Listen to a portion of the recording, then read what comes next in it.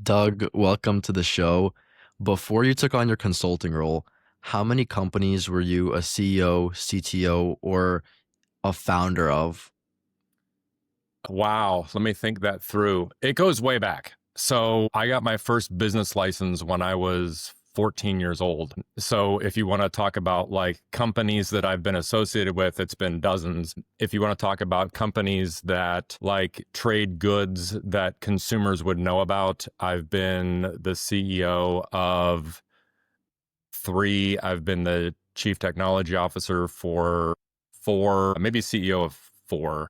Yeah, more than I care to talk about, but I guess I care to talk about all of them, but more than the average bear. I'll say that. What I'm into now is I really enjoy the process of the startup. And so there's this new concept of 0 to 1, which is getting founders off the ground and to their first stop gate, if you will. So I've been working with a number of founders in the last year or so, getting them from 0 to 1. And then we kind of figure out who needs to do what. And if I'm involved, great. If I'm not, that's fine too. I've got companies that I'll do a 3-month gig with, a 6-month, a year, whatever it takes. And I'm just basically fractional. I dice up my time to work with other companies. So right now I'm working with 3 different companies, and that keeps me pretty occupied. Sure. I think we're going to have an amazing conversation about the consulting. Before we get into that, I asked you the first question as a little bit of an alley-oop for myself. Yep. I remember hearing you on Gary's podcast. You said that you graduated high school with a 1.2 GPA. Hmm. Given the companies that you started, the success that you've had, right? Obviously, there have been failures in between. Oh, yeah. How much, especially, I think this question pertains to somebody younger like me, but how much of a correlation, Doug, do you think there is between the success you have educationally and in school versus more of life success and outside in the world? So this is a really interesting question. I have 2 college-aged boys right now, and one of them is my oldest is 19. He's a sophomore right now at the University of Cincinnati, and I've got a senior in high school that just applied to all of his colleges last week. Their mom is a doctor, so there was obviously really good grades in school, really good grades in college, really good grades in medical school. Like there was a lot of school there. And here's me who barely got out of high school. I think the things that I learned in high school that help me today are minimal. It was more like the kindness of certain teachers that kind of help shape how I interact with people. I think if I were to have the ability to be in high school right now, like let's rewind and say I'm 16 years old, I would probably still have an issue with high school, given that I learn differently than other people do. When you're in school, you're learning 5, 6 subjects a day, diced into little increments. How I learn is I find the thing I need to learn and I attack it for 12 straight hours until I figure it out. And then I move on to the next thing that I got to figure out. And that's not how school is set up. So if you're asking me how school shaped my success in business, it really didn't. It was my tenacity and the kindness of the teachers that I did well in. And that's what I look back on fondly now as a 50-year-old man. Like I look back on my time in high school because that was the last high school or the last schooling that I had officially. You know, I was set up and ready. I was going to go to art school. So that's what I was. I mean, my grandfather and father were both photographers.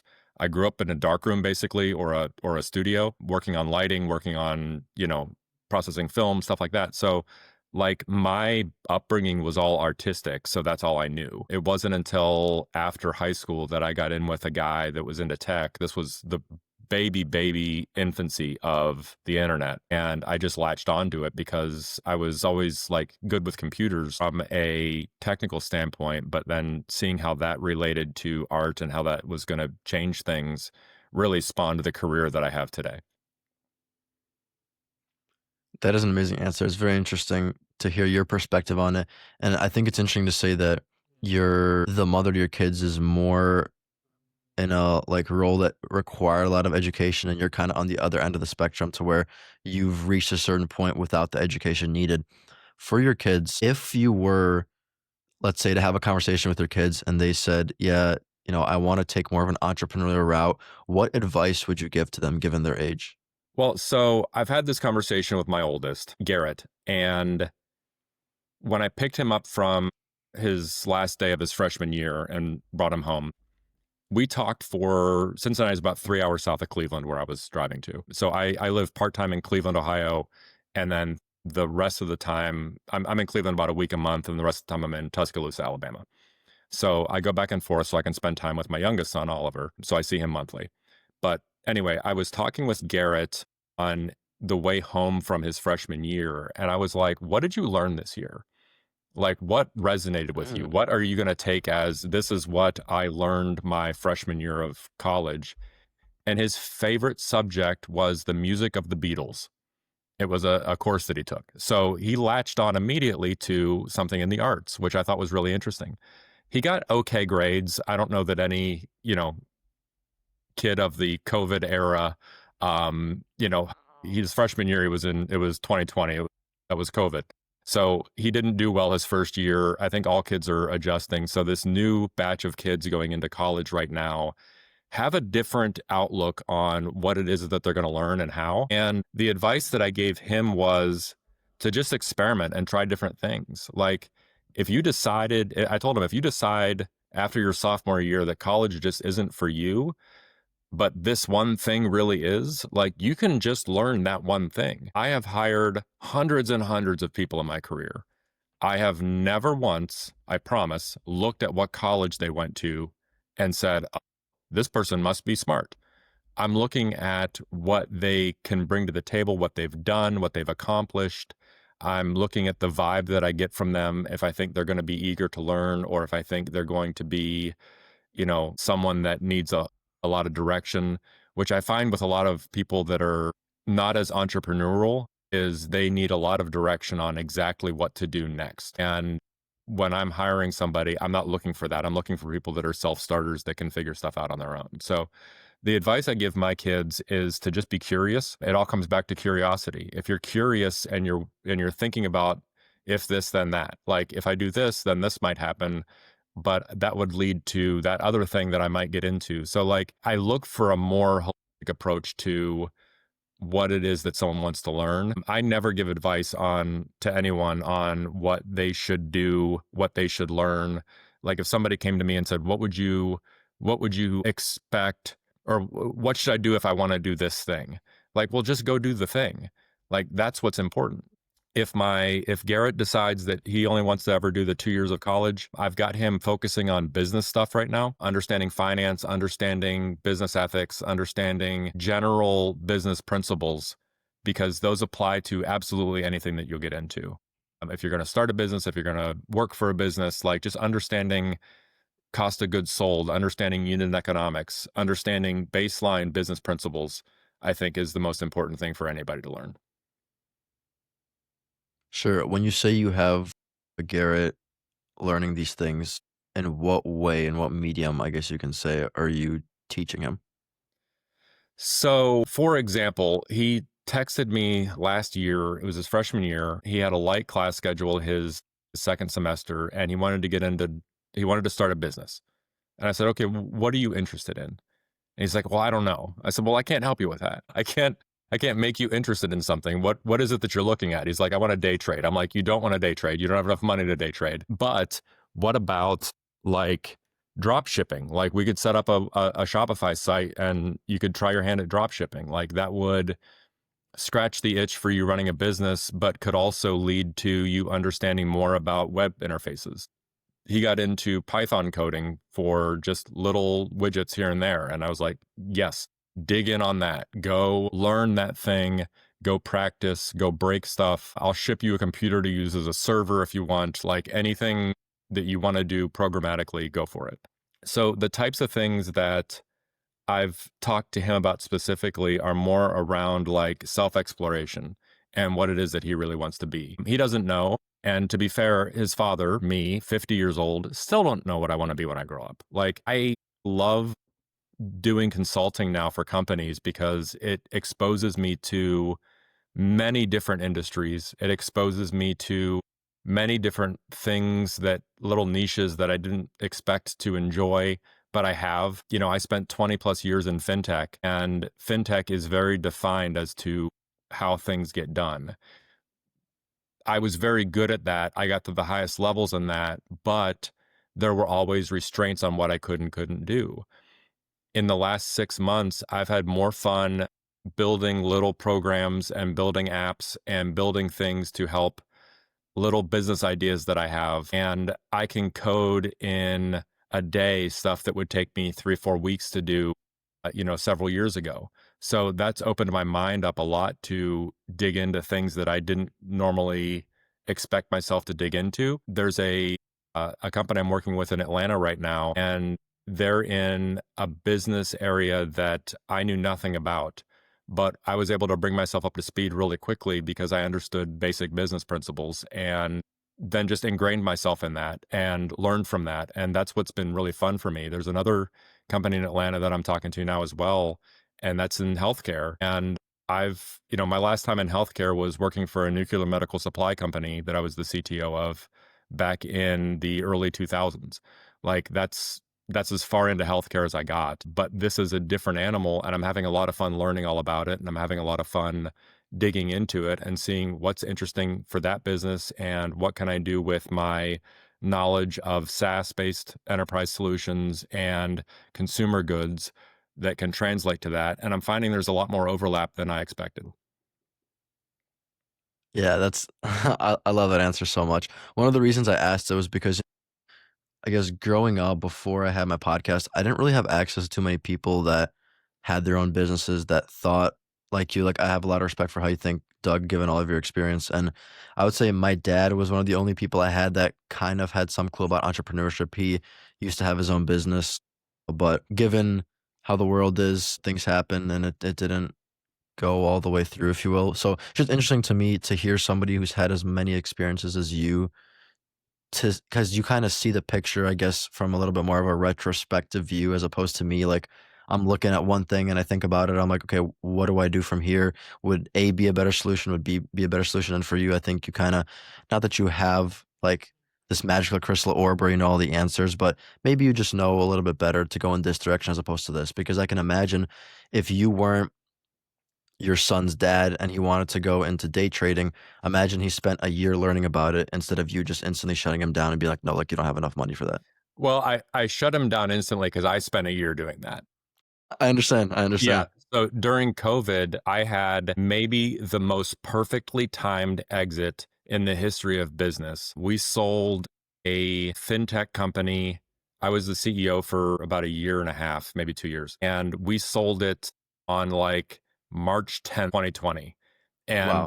the business was all about in-person consumer spending. So you got extra cashback rewards if you spent money in person rather than if you went on their website. And so that company got acquired on March 10th.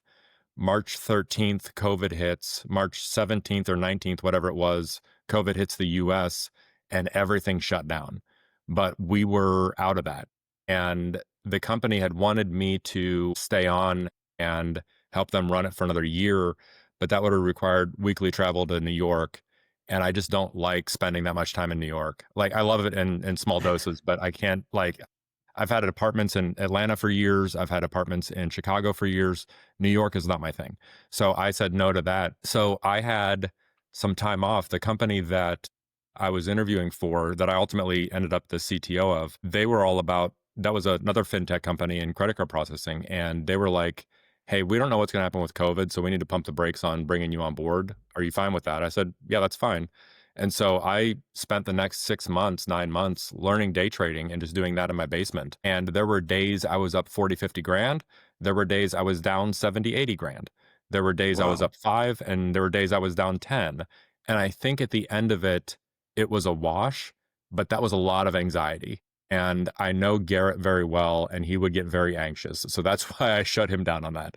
I don't want you thinking, or anybody listening to this thinking, that I'm shutting down my son's dreams. I'm just like, I know my son and I know what he would hold and what he would do. And I know the chances he's taken in his life and how risk averse he is. So I was like, "Buddy, that's not for you." So that's why I shut him down on day trading.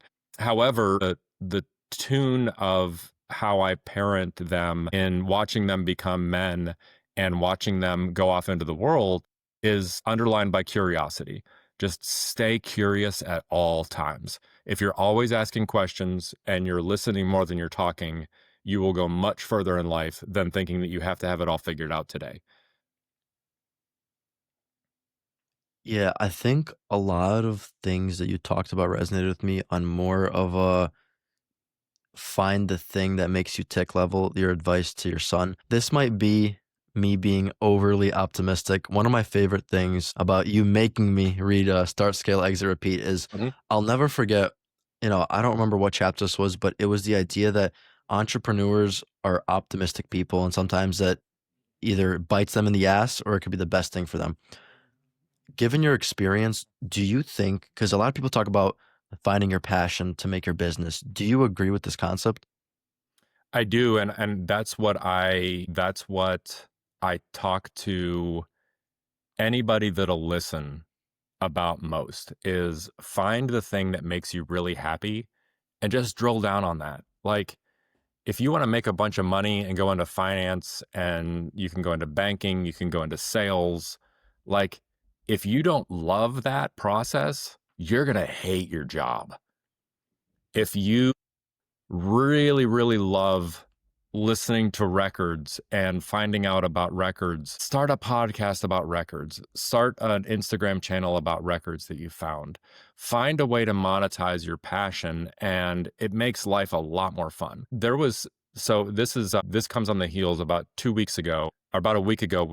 My girlfriend and I launched a website, and one of the things that we bonded over early was our shared love of thrifting, going to a thrift shop, digging through the t-shirts and finding that t-shirt that someone accidentally donated or didn't accidentally, but donated because they didn't know what it was worth.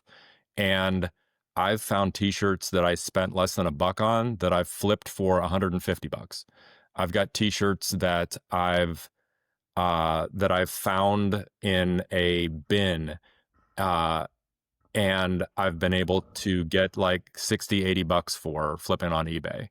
And so what we did was and she was the same way. She was like, always at thrift stores, always buying like her clothes there, always finding stuff that people didn't realize that they had.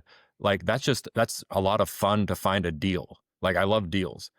And so we started talking about it, and wouldn't it be cool to start a business that just sells vintage and used t-shirts? And so we dug in on that together, and we've had more fun over the last year and a half. We've amassed, I think we've got 3,000 t-shirts at the house right now. And the problem then became, how do you list all of these shirts? And so with the advent of AI and my background in tech, I built a system that has a camera set up, and you click one button, it takes a picture of the front.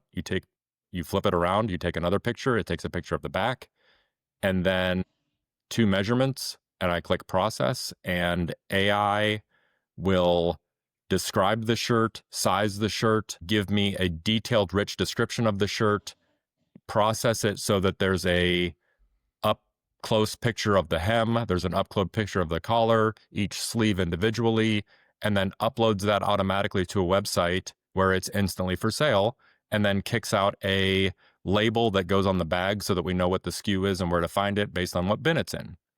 So I took a passion of thrifting and finding cool t-shirts, and I was able to turn that into a business that's live now. And so that was our whole concept for Faded Vibes was, let's get this launched and just have it as a side hustle and give us something to do on weekends where we still go thrifting, but give us an outlet for building a business around a passion. And that's been more fun to work on than any project I've been a part of in the last several years, because it was like, ooh, I could do this and ooh, I can do that. And I've thankfully got the tech chops that I can go back on and build the network to do all this stuff, and knew how to set the servers up and all that. Knows, so her background, she's got 10 years in search engine marketing and search engine optimization. So our website is like, if you search for that obscure t-shirt, there's a very good chance, if we have one, that we will be the only search result that'll pop up.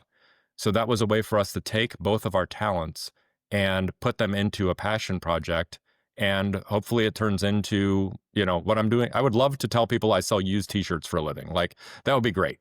And then have them ask questions. But that's just an example of finding a passion and building a business around it. Now, can you understand what would happen in 3, 4, 5 years if we're still doing this? Like, that's the thing. I did it with collectible putters back in the early 2000s. I did it with other hobbies that I've been associated with, radio control car racing, sim racing, like any hobby I get into, I try to build a little business around to give myself an outlet for making cool things. So that's what I tell anybody that'll listen is just be curious, follow a passion, and you'll figure out a way to monetize it. Because if you're really passionate about that thing, you tend to see things that others don't. And that's the difference between working for a company and working for yourself. You accidentally just led me into a great segue. So I heard you say on Gary's show, and I'll quote you here, every human on the planet has some facet of their life that they work in that is very obvious to them that isn't obvious to anybody else. Huh?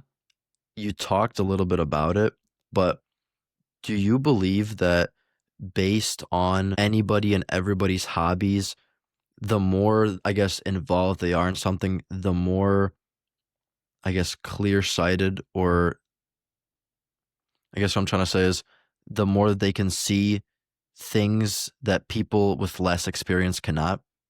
Oh, it's not about experience. I would take the word experience out of that sentence. You had me all the way until you hit experience. Okay. The thing that, and what I meant by that is everybody that's listening to this show right now, the two of us, we both have abundant knowledge about one obscure thing or 5 obscure things or 10 obscure things. Like I've gone through my life having tons and tons and tons of different hobbies. And when I get into the hobby, I learn everything there is to know about it. And I go deep. And anybody that knows me knows I go deeper than the average bear on every hobby that I've ever been into. I have a friend, Mike, who says I'm 11/10ths on everything. I'm just all the way in plus some. Um, the what I meant by that was, and it goes back to what I said earlier about passion, is everybody in the world is very smart about something, and it may not resonate with them to start a business around it. It may not resonate with them to make that their occupation. But when you talk to people like at parties or at gatherings or wherever, if you just be curious and meet people, you'll learn what their passions are. And then sometimes you'll ask, well, what are you doing with that? Oh, I can't do anything with that.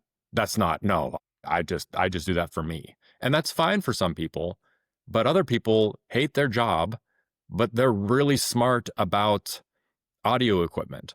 Well, you could start a blog for audio equipment, and on your blog, you could set up Amazon affiliate links or other affiliate links and review products. And I'll bet if you spent a year doing that 1 hour a day or even 4 hours a week, just really getting into that one facet of that one thing, and you were posting religiously about it on a blog or on a YouTube video, you don't need fancy equipment. You don't need anything. You got a phone. Everybody's got a phone.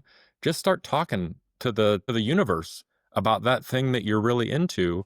And before you know it, you have a following. And before you know it, you've got brands reaching out to you to want to do this thing. And I'll bet 2, 3 years in, that could be your full-time occupation. And would some people like that? Yes. Some people like to keep things hobbies. And I get that. I've gone on that way too, where my hobby became a job and it wasn't fun anymore. But that didn't take away from the fact that I knew everything there was to know about that particular hobby and had fun learning new things every day. So for me, every human being does a wealth of experience about something. And like finding those people is always fun for me. Like I love parties, talking to people about what they're into. What hobbies do you have? Like that's a question you ask somebody on a first date. It's a question that I ask people at parties because I want to learn what they're Sure. passionate about. Yeah, and also I think to add on to you, other than the fact that you find ways to, like you talked about monetizing it, if you do it for a long enough time, you'll start to be the audio guy. You're gonna be known for this thing, and then people are gonna start to trust you more. And over time, I guess it's gonna, or it has a potential to build into something amazing, we'll say. Yeah. I wanted to say one of the things you talked about, which was interesting to me, is this idea that a lot of people will get into something just for the money and they'll be miserable. And I think Mhm. it's also might fall under the category of some people think that money might buy them happiness. What do you think about that? Money does not buy happiness. What buys happiness is doing what you love. And if those two can coexist in your life, then great. That's why I tell people, like, find something you're passionate about and do it. The money kind of doesn't matter at that point. Like, yeah, I get it. You're hustling and your podcast about Seinfeld isn't making you a millionaire. But if you're really happy doing it, it's not work. It's not hard. You know, you personally, you're doing this podcast as a passion project. This makes you happy to do it. Does this seem like work to you? Like, it's not. It's fun. You get to meet really interesting people. You've had amazing guests. How many life experiences have you personally gotten out of listening and talking with other interesting people? So that's the thing. I have been, um, I have been a millionaire. I have been bankrupt. I have been everywhere in between. And I have never been happier than I am right now because I only do the things that I love. And yes, it's nice to have the bills paid. That makes things easier. Money makes things easier in some regards. It does not buy happiness. I was making ungodly amounts of money and was completely miserable. Um, there was a time when this would have been mid teens. I was traveling 52 weeks a year. I was on 3 to 5 airplanes a week. I had an apartment in Atlanta. I had a home in Cleveland. I had um, 250,000 air miles domestic that year. I was Wow. never more miserable because I wasn't spending time with my kids who I was watching grow up on my then wife's Facebook feed when she would post pictures. Like, I was chasing this dream of eventually thinking that, okay, I'm going to build this startup really big and then I'm going to cash out, make tens of millions, and then I can spend time with my family. Well, guess what? I was miserable doing that and I ended up divorced and then ended up not seeing my kids as often as I wanted to, and then ended up in a mountain of debt, and then ended up bankrupt for a different reason, not because of the debt, but for something else. Um, there was just this cascade of events that made life miserable. The last 2 years, I have never been happier in my entire life. I have amazing friends. I have amazing boys. I have an amazing girlfriend. I have a great house that is affordable and we made home. I love exploring the new city that I live in down in Tuscaloosa. I love the drive up to visit my boys. I stop in Cincinnati and see Garrett, and then I come up and see Oliver, and I get to see them both way more than I was before. So, money does not buy happiness. Following a passion and being happy with yourself buys happiness. There's no amount of money that can make someone happy if they're not happy with themselves. And that's something that I learned the very, very hard way. I was chasing something that I thought I wanted, but it wasn't until I got really happy with myself and in love with myself. And for all of my flaws, I've got many, no one's perfect, but understanding that aspect of myself is what got me to be really happy. And I've just kind of stayed there no matter how much money I was making. If you are okay talking about it, I have always been interested on the subject. Do you think that there's a world where you can scale a startup and maintain a happy marriage and a happy, I guess, life outside of work? That's a great question. Yes, it is possible. However, you got to talk to your partner, whether that's somebody that you live with, your girlfriend, your fiance, your wife, your husband, your anything, your significant other. They have to be invested in it too. Startup and founder life is not for the faint of heart. I saw Gary Vee talks about it a lot, where it's a 1% life. And if you really want that 1% life, if you want to live like no one else lives and have all of your hopes and dreams come true by being an entrepreneur, then there are sacrifices that you have to make. There are long nights. There are no weekends. There is sometimes a lot of travel. There are a lot of uncomfortable conversations. There are people that are going to disappoint you left and right. You need to be okay with that. You need to be okay with going down to near zero in your bank account to follow your passion.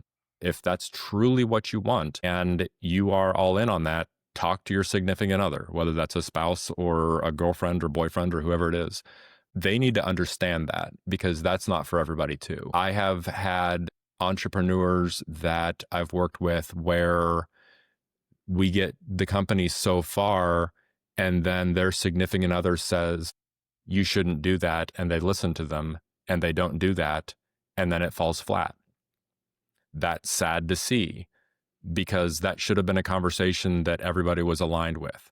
So I think it's a lot about alignment. For me personally, I've experienced it from both sides. I've seen founders that I worked with have their spouse tell them, you're not doing that.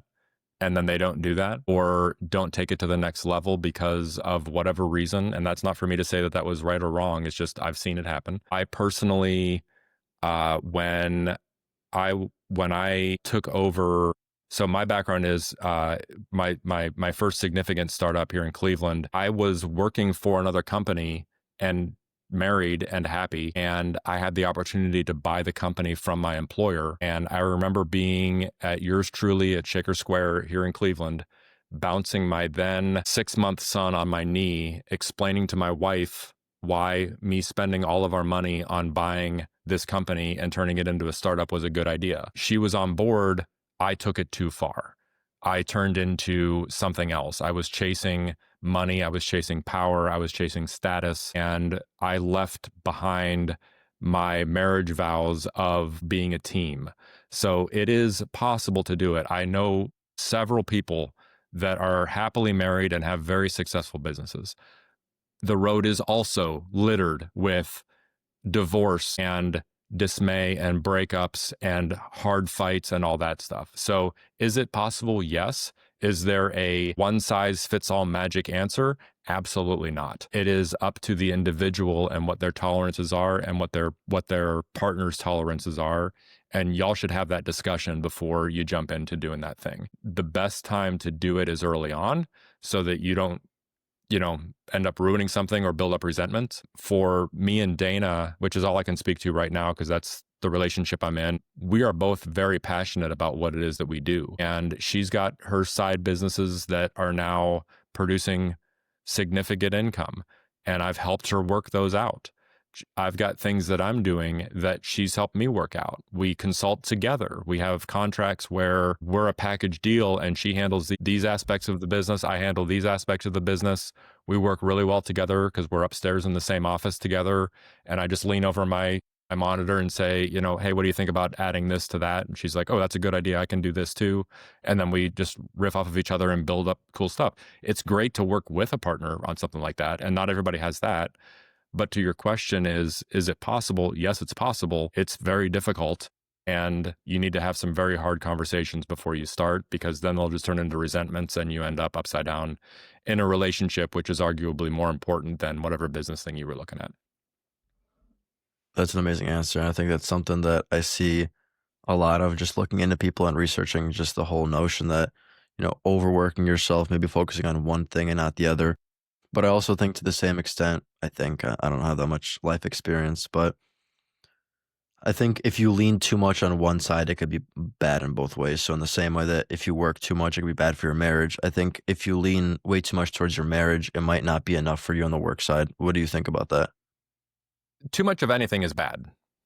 Like, that's just basic human science. Too much alcohol can turn you into an alcoholic. Too many drugs turns you into an addict. Buy too many cars and you get upside down and you get into debt if you don't have the cash for it. Spend too much time doing one thing, you ignore another. Like, life is all about balance. And I think people lose sight of that. Literally every aspect of life is about balance. if this then that. Like there are a number of things that you can go back to. I find that when I spend a day on a routine, I do much better. I wake up at 6:30 every morning. I'm at my desk. I'm getting work done while, she sleeps in most days. I would say 3 out of 5 days of the week. I find that having an alarm set to tell me when to eat, an alarm set to tell me when to go work out, and spending, even if I go to the gym for 30 minutes a day, that gets me out of the house, that gets me into the gym. I'm doing exercise, I'm being good. Too much exercise can be a bad thing for some. Some can turn that into a business. That's up to, the individual person and what they're into. I don't know that there's a one size fits all answer for that either, because everybody has their own tolerances. Some people can drink on Tuesday and not pick up a drink until a week later when somebody offers them a beer. Some people get really into that and they're drinking every night, and they're forcing themselves down an even worse path. Same thing with, I've got friends that, will uh will smoke weed 2-3 days a week. I've got some friends that they need that to function. I've got just this collection of life experiences that I can speak to from a personal side, where anytime I got too into something, it just went bad. So I don't know that anybody can tell any other person. It's up to the individual to figure out what their tolerances for, living in excess are.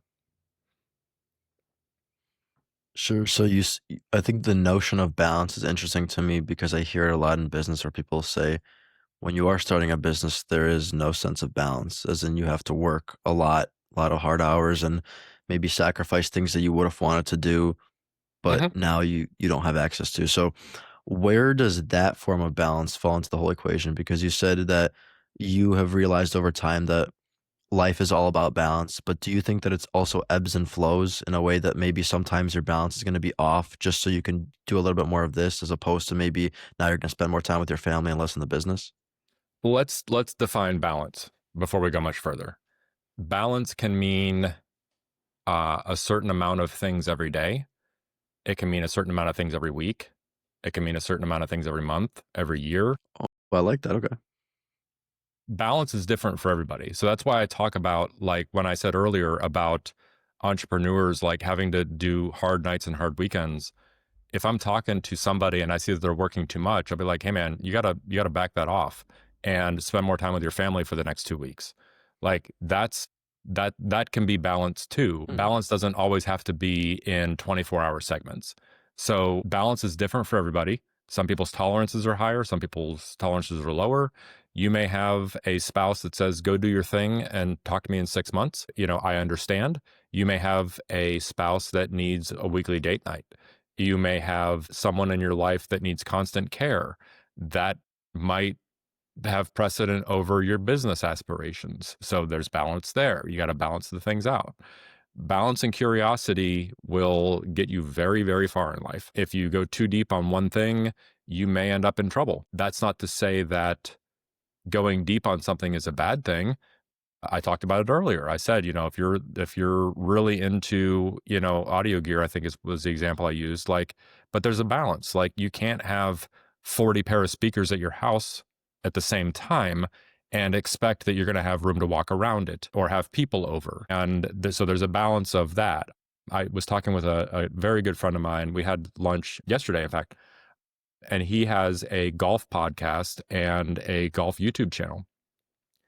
Very successful, also very successful in his business life. And we talked about how he balances that. And he told me, he said, "I have so many golf bags and so many golf shoes at my house right now that I have to review. It's out of control." And so we talked about, like, well, when someone sends you a pair of shoes, let them know, okay, it's going to be August before I can get to these. It's going to be November before I can get to these. Or do that before they send them, and then you don't end up with 40 pair of shoes at the house. You only have 15. That's much more manageable. So, you can follow your passion and dig really deep on something. And if you have balance with that as well, then you're going to get a lot further than if you're trying to do all the things at once, then your life is out of balance. So that's what I mean. That's what I mean by all of that. It's not to say that one way is better than the other and everybody has their own tolerances and their own vibe. But for me, the people that I've interacted with that are successful, there's some order of balance in their life. Wow, Doug, that is such an interesting concept. You really made me think. I've never thought about balance from a more zoomed out view. I think this is super interesting. It really resonates with me, this whole idea that you might not have, especially if you look at it from a month to month standpoint, maybe 1 month, you're a lot busier working, but then the next month you're a little Mhm. bit off. Because I was thinking about it more from daily and maybe weekly too. But wow, yeah, that is very interesting. That's Well, awesome. again, So like, I like my day in bite-sized chunks, and that's just how I operate. Some people are very different. Some people can go to the gym 2 days a week and have a great physique. They go there for 4 hours, do their thing, and they take recovery days. That works for them, great. I know guys that are at the gym for 2 or 3 hours a day and are highly successful, and that's what helps drive them is making big muscles, and great. That's the balance they have.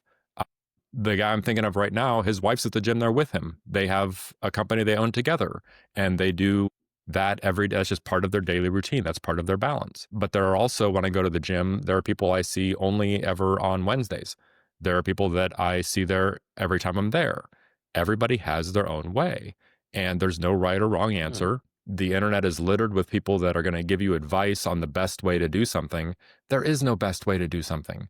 There's what's right for you. There's what's right for your situation. There's what's right for your thing. Like that's what people don't understand. And I think what is so frustrating is everybody's looking for the best of something instead of figuring out what works for them. yeah, I'm definitely guilty of that. Everybody is. No, I'm not immune to it either. That's just the way it is.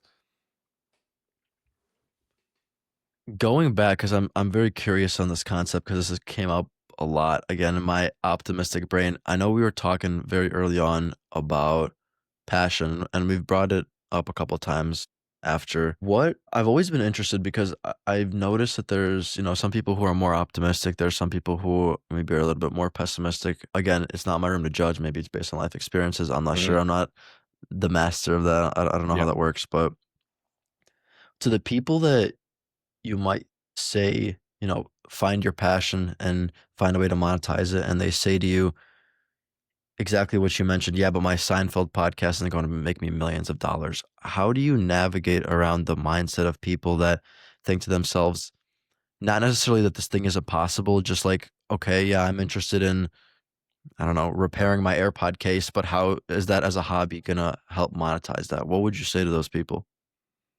Uh, Not everybody needs to monetize everything.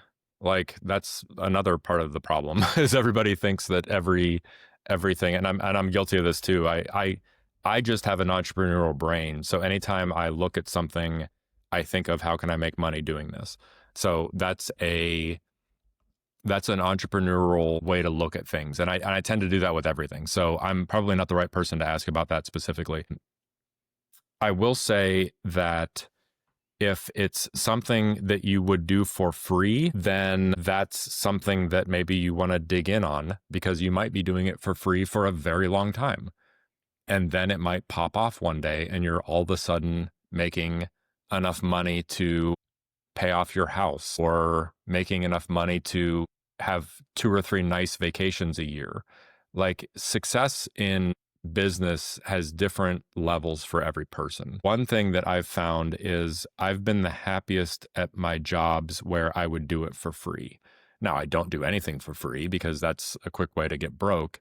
But when you are passionate enough about something to want to do it, whether you're making $1 or $1 million or no dollars, and you're happy doing it, then does money really matter? Like, yeah, it would be great if if your AirPod repair video went viral and you made 2 or 3 thousand bucks on it after a year, but you would be thinking, what else can I repair around the house? That was cool. That was fun. Maybe that Shure microphone is clipping and you want to see if it's maybe the USB cord. Well, you do a quick video on, hey, I was getting this weird clipping. Here's what I updated. Here's why I updated this driver. here's why this driver was bad and this one was better for me. And I upgraded to this cable on Amazon, link in the description below. And now all of a sudden you're making affiliate money off of the affiliate link from the Amazon store. And you're trending because a bunch of other people have that same problem. And now you've got an AirPod case video and you've got a Shure microphone fix video. What else can I fix? Well, this light in the back keeps flickering. Wonder why? Let's look into it. Well, I bought the wrong one. This one was only good for about 3 weeks, but I bought this new one and it works much better. And here's the Amazon affiliate link. Like little things like that take almost no time and can turn into revenue. So it's just about doing stuff and putting it out in the universe. Like be curious because there's curious people out there like, hey, my microphone's clipping. Wonder what that's about. And they Google search and they find your video and you're off to the races. So if it's something you would do for free, like fix your own microphone, why not put it out there and see if that can help somebody else? You know, being helpful is not unmonetizable. Like being helpful, I am every day I try to be as helpful as I can to as many people as possible. That's the first question I ask whenever I get a call from somebody I haven't talked to in a while, or it's an old friend that's having a hard time. That's my first question is, how can I be helpful? That doesn't mean that my being helpful by making a video about, you know, how I got this look out of the OBSBot Meet 2 camera, you know, that's helpful to somebody, but my affiliate link can also sell more of that camera and I can make a few bucks. There is a time to just be helpful in helping somebody move. There's no way to monetize that. There's no way to monetize listening to a friend. There's no way to monetize, you know, fixing my mom's computer because she downloaded some malware. Like that's not a monetizable thing necessarily. Like I don't want people thinking that I'm always looking to monetize things, but when it's something that I do around the house that I think, oh, I wonder if somebody else has figured this out, I'll make a video on it. I post it on Instagram. If it never sees the light of day, so what? It's out there in the ether. If it helps one person, I did a video last week about how to make a bed. Like I got out of bed and I realized that I'd been making the bed for the last 5 years. About 5 years ago, I said, you know what? I'm going to make the bed every day. And now I just do it second nature and I get out of bed and I make the bed. And I was somewhere, we were out at dinner and Dana said something about like how I make the bed every day. I'm like, you don't make the bed every day? And she's like, no, I like when you're out of town, I never make the bed. And so I was like, I wonder how many people do and don't make the bed. So I made a video about how to make the bed.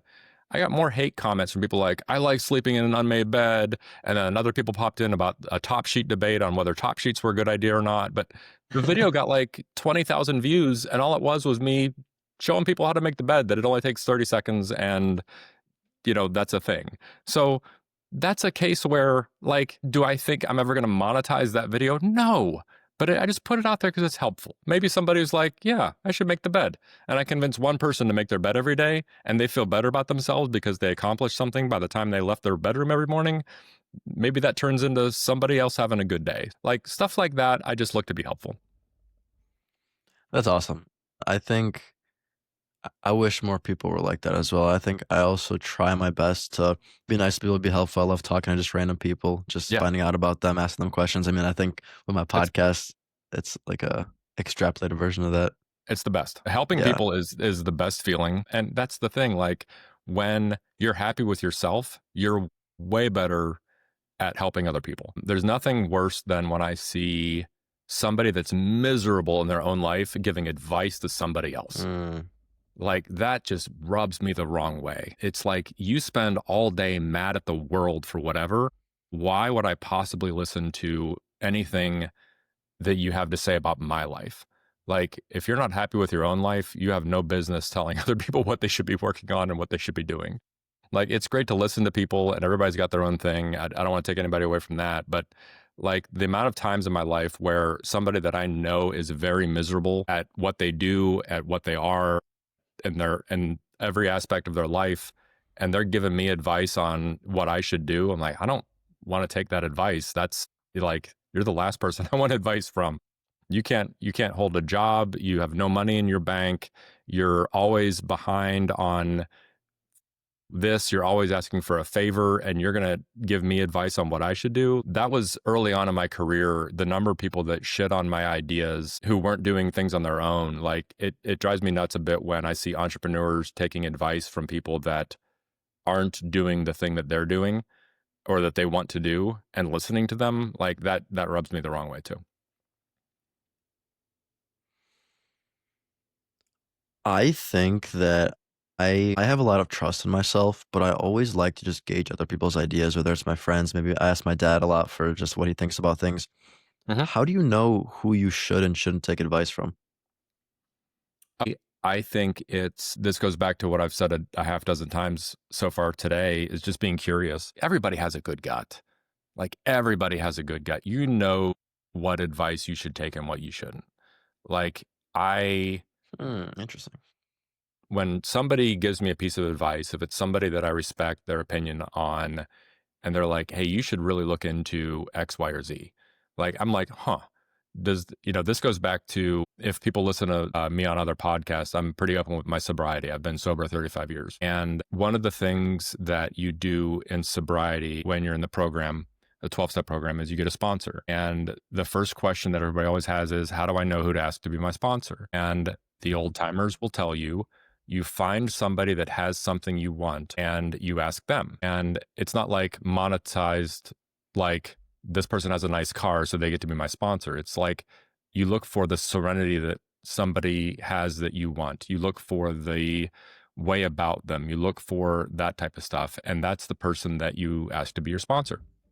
So in my life, I've had several sponsors, and the things that I look for have changed over the years because my wants and needs and curiosities have also changed. So if you're asking me, who do I look like, how do I know what advice to listen to? I just always tend to know like if this is a good idea or a bad idea. And is this person coming from a place where they have knowledge about this subject where they can speak to that, or are they just talking to hear themselves talk? So I like working with entrepreneurs that I can learn from. I like working with founders that I can learn from. I am by no means the world's authority on anything. So I can always learn from people. When I've had podcasts in the past in and around hobbies, I'm asking, my guests, what is it that makes you tick around this particular thing? Or what do you think about that thing? And it's no different than what you're doing with me right now. You're asking me questions and you're looking for advice. Like that's what podcasts are. It's other people's advice on things. So, but we all know when we like an episode and when we don't like an episode. And there may have been people that tuned out at the 5-minute mark listening to me talk today. And there may be people listening to me talk here at the 50-minute mark. It's all about perspective, and can I get some nugget of information from this person that maybe helps me think about things in a different way. And so I have people in my life that are very smart at business, and I tend to ask them business questions. I have people that are very smart in social settings, and I ask them more social questions. I met with one of my first big boy jobs, I will say, was working at an ad agency in Cleveland. This would have been 95 through 99. I think I worked there, or 96 through 99. And I haven't worked there in 25 years, but this was a husband and wife co-owners of this ad agency. And I always respected them, and I always loved working for them. It was one of the greatest times of my life was when I was, 21 years old and had a job at an ad agency, and I was coding websites every day, and it was brand new and it was fun every day. But one of the things, now I hadn't talked to these particular founders in probably 10 years on the phone. Like there had been like, Facebook messages back and forth, like, hey, Garrett's getting so big, or oh my God, look at Ollie scoring, whatever it was, little things like that. But I was wondering what they did that made it to where I never once saw them fight in the office. So this is a husband and wife. I've been married twice. I know that fights happen, but I never saw them bring it to the office. And so I reached out to Annette, Tanya and Annette are their names.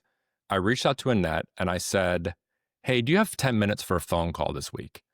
And her first reaction was, please tell me you're not dying. I'm like, no, I'm not dying. Like I said, I need to know, like, how did you guys do it? How did I work for you for like 5 years and I never saw you once bring any marital dispute into the office ever? Like, what did you do? How did you do it? And she said, that's so sweet.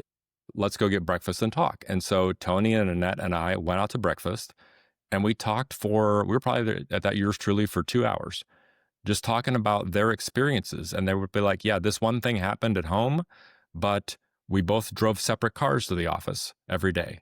And that helped us each have our own lives. And we had lunch with other people every day. We didn't just always eat together. And when we were at the office, it wasn't, hey, sweetie, it was, hey, Tony.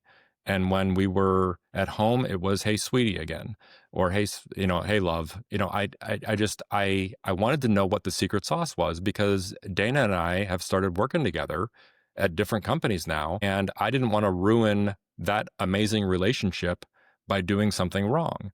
So that was a case where I sought advice from somebody that had what I wanted. And that goes back to what I said earlier about, in sobriety, you find somebody that has something you want and you ask them for it. So that's kind of how I live my life is if I'm looking for advice on something, I find the smartest person I know about that particular subject and I ask their opinion. And then I listen to their reasons and maybe it's applicable to me, maybe it's not. I don't know. This worked for them, maybe it will work for me. But I took some of those learnings home and I sat down with Dana and I said, okay, when we're at the office, like you're Dana and I'm Doug. When we get home, we can be pet names for each other. We're going to keep different workout schedules. We're going to keep different, lunchtime schedules. We're going to do these things when we're in this office. We're going to speak to each other this way. And it's really helped a ton. So that's a case where I got advice from somebody and was like, boy, that's really smart. But I took advice from somebody that was really smart about that given subject. So that's a very long way to answer the question that you asked. Very good question. And I'm sure everybody wants to know the answer to it. So the case is just find the smartest person you know about that thing. And if they don't give you a good enough answer or you don't like it, find somebody else. Like people are more than happy to give you their opinions on things if you just ask. Yeah, and I also think this is an interesting topic. You talked about helping yourself versus, helping other people, first helping yourself. Yeah. I think if you go for advice that you're seeking out, for example, you went to these two people that you respected used to work for and you asked them this question, and then through understanding their experience, you increased your intelligence on this topic. So after you living that experience and you telling Dana, hey, this is what we're going to do X, Y, Z, now you're in a position, in my opinion, to tell other people if they're curious about like, hey, I see you and Dana work pretty closely with each other. How come you guys aren't arguing? And you don't have to say through your own experience, but you could be like, hey, I used to work for this one person and Mm-hmm. here's what he told me and we've been implementing it and this Mm-hmm. is how it's worked for us. So That's I exactly think right. this is so this is so interesting because I always talk about this and I feel like you're the only person I've met, I guess we're on a Mm-hmm. call, but only person I've talked to that really understands this concept of helping yourself because I feel like through you can even say selfishly, but through selfishly like investing in myself as opposed to always trying to help other people, I feel like I'm in a better position to help other people. I think the prerequisite of helping other people is helping yourself. I think it's such an interesting concept that people don't grasp their head around. I think it's very different now than it was, say, uh, 10, 15 years ago. And speaking from my own experience,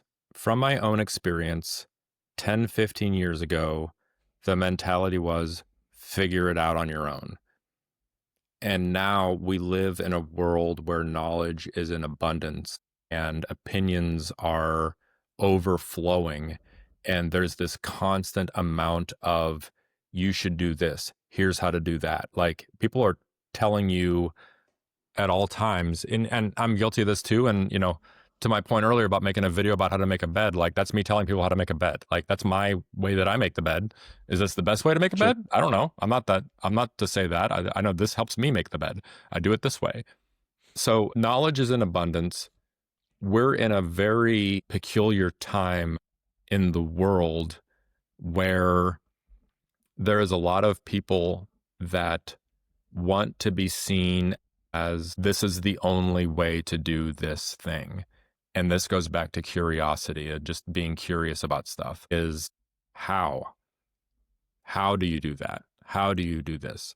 And I think till you get happy with yourself, it's very difficult to speak with authority on a subject that you yourself are struggling with. So, like, there have been times where in the last 3 or 4 days, I got a question from a founder that I was working with, and he said, how are we going to handle this, whatever situation? And my reaction was, I don't know, but let me ask some friends and find out. I don't know how we're going to handle that because I've not done this before. And I think that answer is becoming more and more rare in a society and in a place of culture where it's frowned upon to not know everything. Like, if I ask your opinion on something, I want you to tell me how to do it. I'm the guy that say, like, if I don't know how to do something, I'm the last person to raise my hand and say I know how to do something, because that's a quick way to get burned. That's a quick way to ruin something, is to make up an answer. If I don't know the answer to something, I raise my hand and say, I don't know. But here's who I'm going to call and here's who I'm going to ask. Or I may just go to Google like you should have and just ask Google what's the best, way to handle this. And it was like a tax question. Like, I don't know why I was the one that got that question because we have an accountant, but like, it's just interesting to me, the people that aren't willing to say, I don't know, and be curious to find out the right answer to something. I think we live in a world of abundant knowledge and it's at everyone's fingertips on a device in their pocket. And it's really easy to find conflicting opinions on literally anything you ask. There's no right or wrong way to do stuff. You just got to figure it out. But back to your original question, I got off on a tangent there. Being happy with myself has made me a lot more confident in being able to tell someone that I don't know the answer to something. I think when people are self-conscious Interesting. or when they're not happy in their own lives, they're quick to give somebody advice. They're quick to give someone an answer, even if they are not 100% sure on it. That's just the world we live in right now. And I don't like it. I like finding I like finding trusted sources for things. I like finding different ways to do things. I like asking for opinions, but I'm never going to say, hey, I need you to like tell me exactly step by step how to do this one thing. Because in anything, there's 100 different ways to do something, and you'll find conflicting opinions on the best of anything. So for me, it goes back to curiosity, and it goes back to being willing to admit when A, I don't know something, or B, when I'm wrong on something. Like if I learn a better way to do something, that's my happiest day. And the first people I'm calling are the people that I was wrong and letting them know. But you can't do that if you're not happy with yourself, and you can't do that if your own house isn't in order. Totally. Something you said was popped something in my mind that was funny. So I'll say this guy, he's become a mentor of mine. He spoke at my business frat, and then I went to talk to him, and we talked for like an hour about just a bunch of different stuff. He was very intelligent. Text him all the time. I've had him on my podcast already, but he's the president of an IT company, and he tells me a lot of times people that work under him will be like asking him all these questions, and he tells them, he's like, I understand you're having trouble with this, but I want you to understand that I'm about to go onto Google and search up how to do it. He's like, I don't know how to do this thing either, but it's Yep. always accessible. It's easy to find this information. Mm-hmm. I had So it's funny you brought that up. I had somebody last week, they had asked me like, hey, I'm looking to so I have a background in photography, and I was asked, hey, what's a good macro lens for, to buy? And I said, I love the Tamron 90 millimeter. I think it's a 2.8 aperture. And they said, okay, is it this one? I said, I don't know which camera you're attaching this to, but if it works for your camera, then yes, it's that one. Like the Tamron, they make a 90 millimeter, I think it's f2.8. That's my favorite macro lens. And then like some time goes by and I get another text. It's like, hey, I got the lens. Oh, great. Have fun. It gets really close. So you can get like an inch away and it makes it the whole screen. It's a be careful. You can see fingerprints with this lens. And he said, well, what are the best settings? And I said, I don't know what camera you're using it on. Well, I'm using it on this camera. Okay, well, I don't know your lighting setup. Well, what's the best light to buy? Well, there is no best light to buy. Every room is different. The paint on the walls can vary what the reflections are going to look like. Are you using a strobe? Are you using a softbox or are you using direct light? What are you shooting? Like all of these things go in. Well, just tell me the best settings for the camera though. Again, I don't know what lighting setup you're using. Well, what light should I buy? Well, okay, now we're getting into like, I can't give you 50 years of photography knowledge on a text thread about Right. like how to take a picture. Like that's a thing that is a learned experience. So I told him, I said, get the lens, attach it, and start playing with settings until you get close. Just put it on auto. Let's start there and see what settings it used, and then go up or down a few stops from that. Go up or down on the shutter speed to see what you've got. Try different lighting. Be curious. Work it out. I can't give you 50 years worth of experience behind the lens immediately. If I was there in front of you, we could probably mess with some stuff and I could play with it in front of you and show you what I did. But that's not something I can just tell you the best way to do something. There are 100 different ways to use that lens. But that's a case where everybody just wants immediate answers to fix my problem right now. And problems aren't always that easy. So you got to play. And I think there's a lot of value in finding the solution yourself, because if you find it yourself, not only do you have a little bit more experience in this hobby that you're getting into, but I also believe that it's just a good skill to have where you can rely on yourself as opposed to always looking outwards for the answers. Oh, we're going to bring it back to my boys now. Like when they come to me with a problem, like they want my advice on something, not advice on something, but like, how do I fix this thing? It's like, okay, let's go fix it together. Well, how are we going to do Ooh, that? We're going to work it out. Well, my computer doesn't work. I've got this, and this. Okay, well, let's dig in. I'm going to go into your device manager. I'm going to look at things that might be conflicting. I'm going to look at your drivers, but I walk them through the problem solving that I would go through so that they saw me do that. And over the last several years, the number of times now that they've gotten older and are more self-sufficient, like they work problems out on their own. And that comes from me not fixing everything for them. Like, when they were little kids, scrape your knee. Okay, let's get in the house. Here's the Neosporin. Put this on it. Now here's the Band-Aid. Put that on it. Like I had them, when they're 5, yeah, I'm gonna put the Band-Aid on. But like when they're like 13, they're old enough to know how to fix a cut and put a Band-Aid on. Like it's just about learning things on how to work problems rather than just always just be handed the solution to stuff. Like I've never once learned anything where somebody just gave me the solution. Right now, and doing the app that we did for Faded Vibes, like this whole system that I built for processing t-shirts, I wouldn't have been able to do that if I just went on AI and said, make me a program that does this. It would have spit out a bunch of right. code that I wouldn't have understood.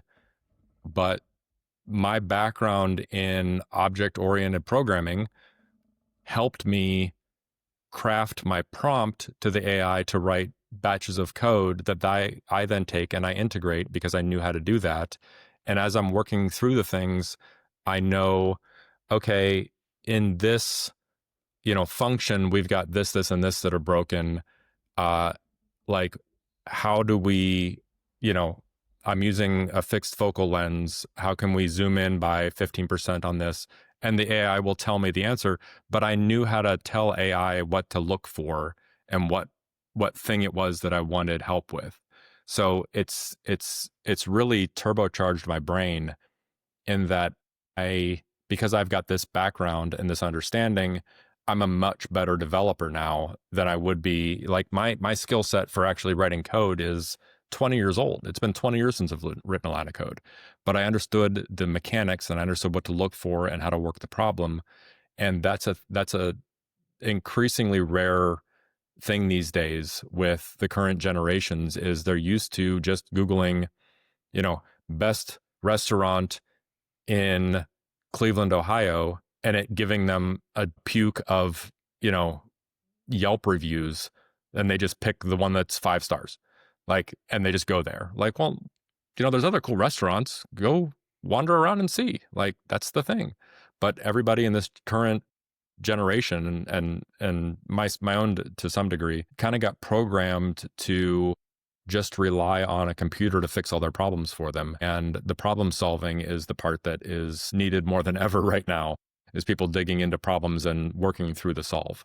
So that's I think more important than knowing the right answer is knowing how to find the answer or how to work the problem.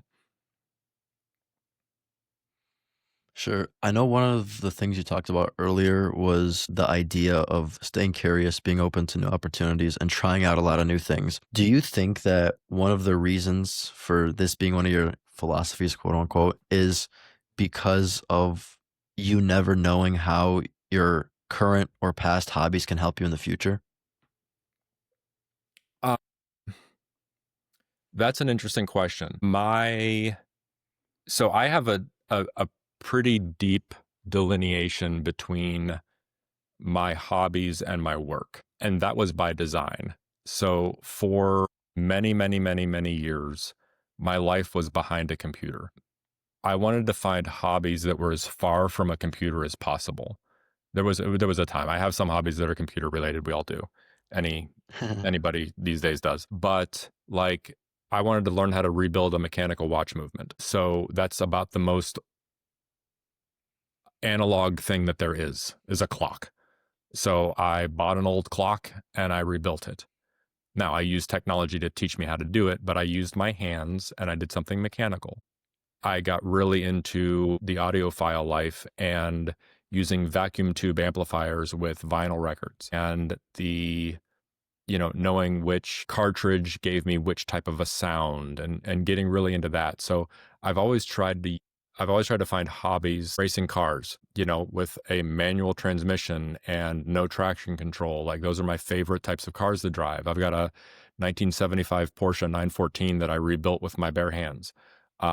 Every part of that car was in my hand at some point. And I did this, that, and the other to this engine, and I used this type of suspension, but that was very, very analog with my hands. Um, I think the business transition is more about sticking with a problem until it's fixed than it is that my hobbies have taught me anything about how to be good in business. If I've got a transmission cracked wide ass open and all the parts everywhere, and I know I've got to put it all back together, I've got to work that problem. There is no person that I can call that will magically show up at my door and fix my transmission for me. I took it apart. I got to be the one to put it back together. I've got this watch that is on my wrist now. Like, I built the movement for this watch because it was found at the bottom of a lake or something like that. Like, it was all crusty and nasty when I got it, but I had to learn how to polish all the jewels. I had to learn how to polish all the brass. I had to fix teeth. I had to find the tiniest screws that you have ever imagined with this tiny screwdriver set that I had to prop on my arms on the table to make sure that it stayed shut. But what I learned about business, or what I take into business from that, is if I can do this thing, I can do that thing. If I can do this thing with my bare hands and build it and make it work, then this problem that I've got with a server that's not talking to another server is really no different. There are parts somewhere that aren't working correctly. Let's find the part. And that works the same way in business at large. We have this area of the company that isn't functioning as it should. Well, let's break it into its parts and let's see what part isn't working. Let's fix that part, and then we put it back together, and then it should work. So my hobbies, while mechanical and analog, force me to get a problem solved. I don't know if that answers your question or if that obfuscated it further, but like, you asked me how my hobbies have affected my business, and that's the best way that I can put it is I have a very, like, golf is a hobby of mine. There's no easy button for golf. You have to know the mechanics of a swing and why this does that. And my hobbies are car racing and, thrifting is another thing. Like, I can't just call a thrift shop and say, give me all your really good t-shirts. Yeah, right. I have to go there and flip through 500 or 600 t-shirts to find the 30 or 40 that I want. and they go in the thing, and then I meet Dana at the front, and she found these 50 and I found these 50, and we buy 100, and then we take them back, and then I use my technology to process them. But had I not known what to look for in that shirt, I wouldn't have been able to build the processing engine that I have, because I had a knowledge from a hobby that transitioned and translated into something that I'm turning into a business. So that's a great way of just using passions in concert with each other to accomplish tasks. I love it. Doug, last question for you. Yep. How how do you think people can build the confidence to trust themselves in solving solutions within business? Boy, that's a big one. You picked like the last question for the biggest. And this is here's the most honest and raw answer I can give you: by failing a lot. Mm, By failing a lot. I have failed more in my life than I have succeeded. I have longer list of failures than I have successes. And that's what's made me confident, because I know that thing didn't work. I know this thing didn't work. I'm not going to do that again. I'm not going to do this again.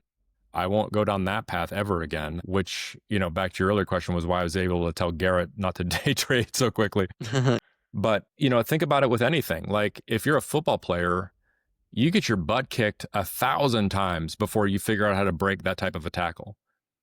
You are a basketball player. You know that if you do this type of a play, it's going to fail every time if this is what the offense is looking like or what the defense looks like. If you're building a car, you know not to use that screwdriver because it strips screws. You mm, know not to use that size wrench because it looks like it's the right one, but it's actually SAE and not metric. And you only know that because that one time that you used a metric on your power drill, it stripped the screw out and you spent 4 hours digging it out with manual tools. Like no one learns anything of value without failing at it first. Like those are the best lessons. So when my kids mess something up, I am more than happy to be like, sweet, we failed at that. Okay, what did we learn? When I fail in business, I don't care. I don't care. I have left millions of dollars on the table where if I'd have just done these two things differently, my life would be very different now. I've got no regrets on that because I know not to do those things anymore, because this would have happened. And you learn something by failing. So that's the only way to learn anything of value, in my opinion. I could be very wrong, and I'm sure in your comment section it'll blow up with people saying how wrong I was with this, or how bad of a guest I was, or oh, he rambled on about this too much. I don't care. I did the thing. I said what I thought was the appropriate answer to the question. Was I wrong? Possibly. Do you have a better opinion? Maybe. Does your opinion work for you and not for me? That's possible too. But this was my truth. And so, yeah, failure. That's the best way to get to confidence. Quick follow-up to that. I guess it Yeah. wasn't the last question, but do you think that the few successes that you've had far outweigh all the failures? Oh, by far. Yeah. I would rather uh I have no, like, I don't want to say I have no regrets in life, because there's always like that thing you're thinking like, man, I shouldn't have said that. Or if I'd Sure, have sure, not sure. put that one line in, that email would have come off a lot better and I probably would have gotten what I was looking for. My successes are abundant. My failures are abundant. Um, Different than I thought they would be. Yep. When my brother and I had our startup, we thought we were going to make hundreds of millions of dollars. Like that was very much on the table. That was what things were going to be. And then a series of cascading events happened that put us both in bankruptcy. And it's not necessarily anything that we did wrong. It's not, part of it was timing, part of it was our board of directors. Like I can point fingers at 100 different ways that this could have gone good or could have gone bad. But it didn't go well. And I lived to fight another day. Here I am, 10 years later now, 15 years later. And I'm still standing. Everything's fine. I learned a whole lot from that, and I won't do those things again. So that's there. But here's the success that we had that neither of us were looking for. Just about everybody on our executive team is now a C-level somewhere. There have been a bazillion exits by all of the people that worked for us. They have gone on to do amazing things. There are, I think, 3 or 4 children in the world that exist because their parents met working together at our company. Very I cool. get text messages on a yearly basis from people I haven't talked to since then that will tell me that was still the most fun they've ever had working somewhere. Our sales team has all taken what they learned from us and our process and put it into ways that they're making ungodly amounts of money now and happy as hell. I met yesterday with, she was my best sales rep. Her best year at my company, she probably made 130,000. I'm not going to tell you how much money she makes now, but it is absurd. And I want to work for her. Like, she's on it and will tell you that those were the days. And she sends me pictures all the time. So like, success can mean different things in different ways to different people for different reasons. My failures are still successes because I learned things, and I'll take that answer to my grave. Doug, thank you so much for your time. That was the last question. Okay, I great. appreciate it. Where, if you want to, where can people find you? Any links, anything you want to promote? Find me on LinkedIn. You'll see my picture. Reach out if you've got a question or I said something that offended you. My website, I pulled down. It's at mrdoug.com, MRDOUG. And then if you want to find my t-shirt business, it's fadedvibes.com. So those are the 3 places you could find me. Awesome. Doug, thank you so much for coming on the show. Also, for my listeners, I do have a 50-page ebook coming out that I wrote. More on that on my website, elongelfand.com. Check it out. But for now, we're going to give the spotlight to Doug. So go check out his stuff. And thank you for listening through the whole episode.